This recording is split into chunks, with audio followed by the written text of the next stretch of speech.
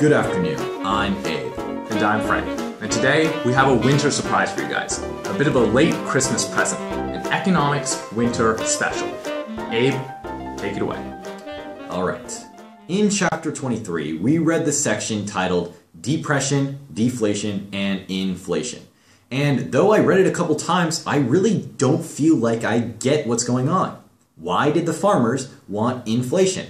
Last year, we read about German hyperinflation in Euro, and it was disastrous for the economy. Why would the farmers want inflation?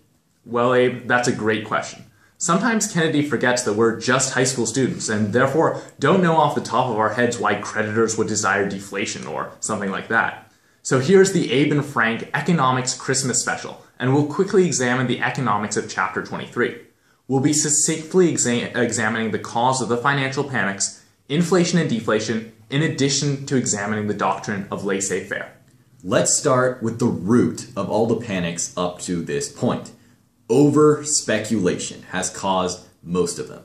Overspeculation is when investors, such as banks and private institutions, put too much money into a project like a railroad construction or housing in Western lands. Basically, the investors invested all this money in hopes of high returns upon the completion of the project. The problem was, these projects would go bankrupt, meaning the investor would lose all the money he had invested. Then, since the investor is now poor, he would be unable to repay his loans from the bank. If this cycle repeats enough times, and the banks don't receive their money back from the debtors, eventually the banks will crash and go bankrupt as well. Thus, the American people would panic in a rush to collect and withdraw their money from the bank before the bank collapsed. Let's move on to inflation and deflation, which are two opposite monetary policies. Inflation is defined as a general increase in the prices of all things. This occurs when the government prints excessive amounts of money or buys bonds. And in deflation, the government forces the banks to hold more money in reserve. But let's put this into the context of a push. So Frank, how could the farmers benefit from inflation? Well, farmers had to take out loans from the bank in order to purchase machinery, crop seeds, and whatever else they needed. So let's examine a hypothetical situation. Let's say a farmer wants to get a $2 loan to buy the brand new McCormick Reaper, which we learned about earlier. And every year he makes $1 profit from his farm. So right now, it will take the farmer 2 years to pay off his debt.